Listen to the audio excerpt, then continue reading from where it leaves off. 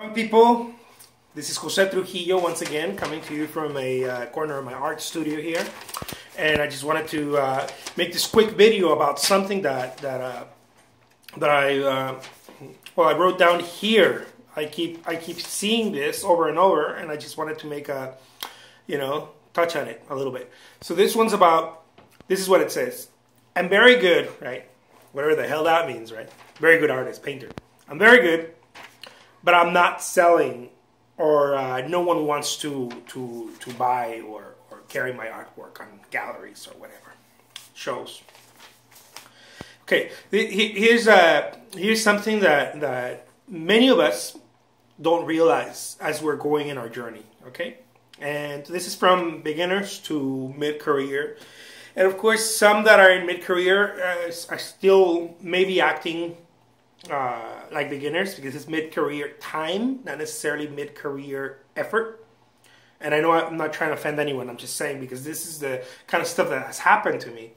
That, oh, I've been painting for 20 years. Yes, but have you been putting in the effort? Not just painting or learning, but like putting in the effort to lean forward. It really comes down to leaning forward. This was something that I heard on skiing. I think that the best skiers or something like that, they lean forward. I read it in a book somewhere. Anyways, this is the same in anything, you know. I mean, look at a boxing fight and everything. The guy that leans forward, people that lean forward, that are on the edge, get the prize. Anyways, so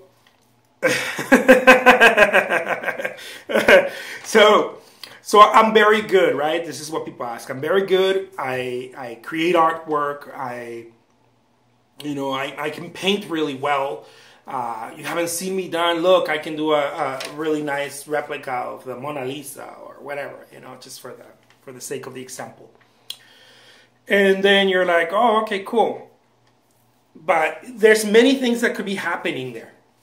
One of it could be, give me a whole month and I'll paint the Mona Lisa, right? Well, yeah, if I give you a whole month, you know, I'll paint the Sistine Chapel too.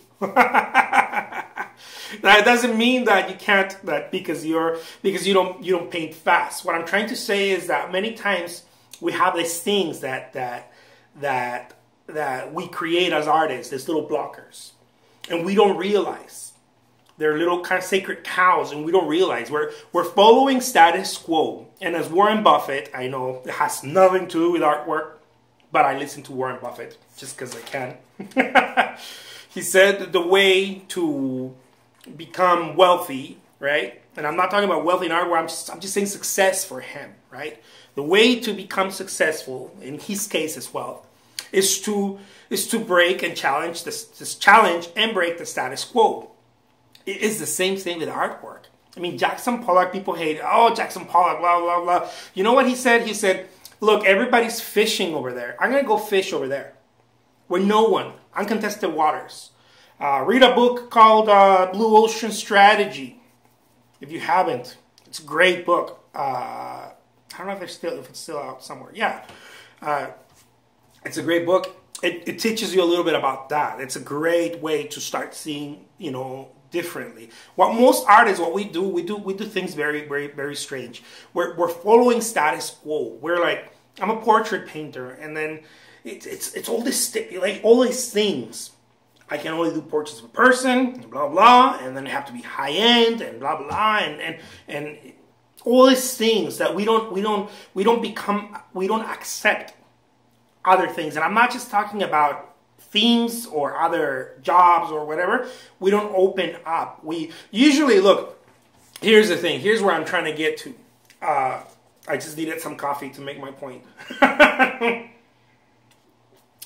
So most of us feel like, okay, I paint really well. People tell you, oh my God, you paint really well. You know, you should really exhibit your work. No one wants to exhibit my work.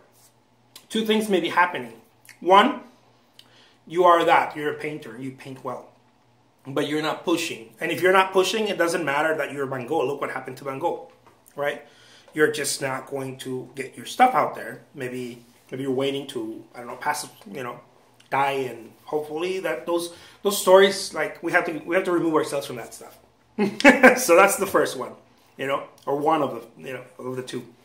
The second thing that happens is that you paint well, but you're not big leagues material. And I know this is painful. Don't get upset. This is to create awareness, because if someone would have told me this, it kind of guided me.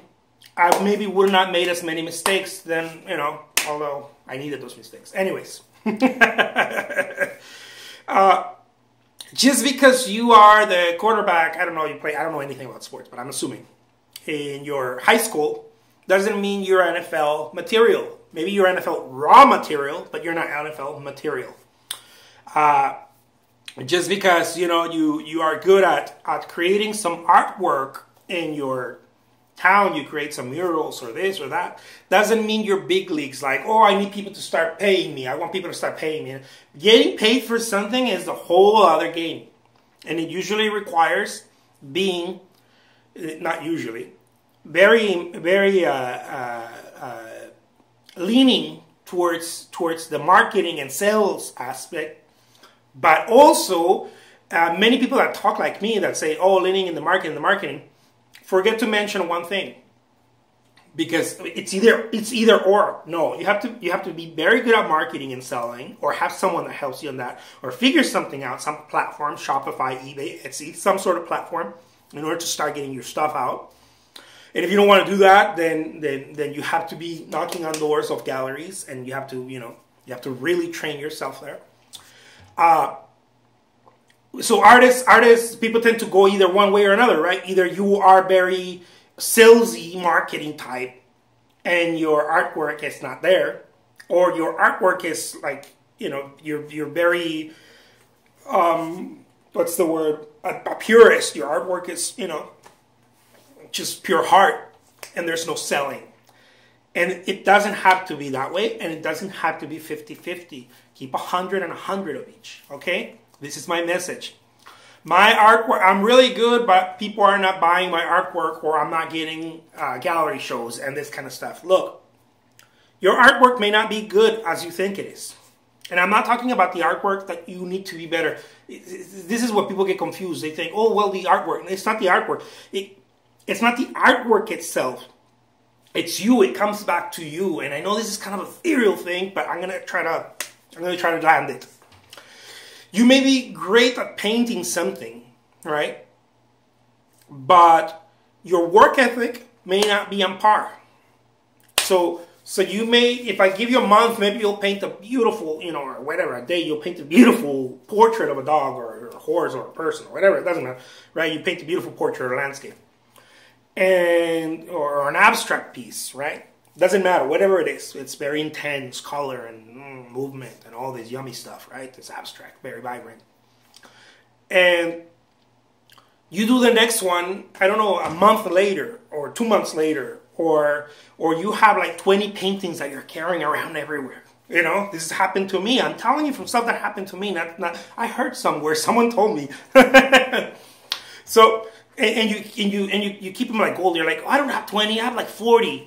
Yeah, but this is hard to swallow. You either need thousands of sketches, and I mean thousands of charcoal sketches, and the few high-end paintings, and I mean high-end as in labor-intensive, very, you know, or you need thousands of paintings and the few high-end paintings.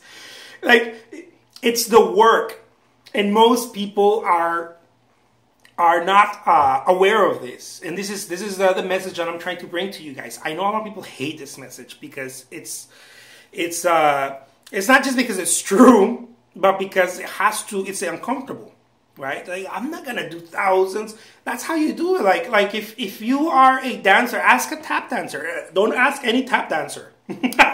Ask a professional tap dancer that's getting paid. How do their feet feel? Ask someone working on Broadway on a show. How's their sleep? How's their time? How have they managed to work with the rigorous schedule? Ask a doctor going in school right now. Not a doctor, well, doctor, a medical student. All right. How are they doing with all the homework? It comes down to big leagues. It comes down to when I mean big leagues, I mean being very professional and getting paid for something. And the higher you go, the more you have to compact that work. And this is something that people don't talk about. And this is something that I believe that needs to be addressed. Look, just because you can do a few paintings and you carry around... I've seen some portrait artists that are like wonderful portrait artists, but they only have like 5 pieces. You know? Ain't no one going to talk to you if you got 5 pieces. Even Van Gogh knew that. Van Gogh created, I don't know, hundreds of them. And it's still, in my thought, it's still, I believe that it still wasn't enough, even though he was so prolific, because he didn't get to have the other aspect. He got the artwork down, but he didn't have the other knock on the door down, like Monet and the rest of the guys did. Anyways, but ask anyone doing something heavy hitting, you know, getting paid for something. I'm not talking about famous. I'm talking just about, you know, when I say ask someone in a tap dancer, a musician, you play guitar, you know someone who plays guitar, ask them, how many times did you have to practice? It's a lot of time. You know, it's a lot of time. It's a lot of effort.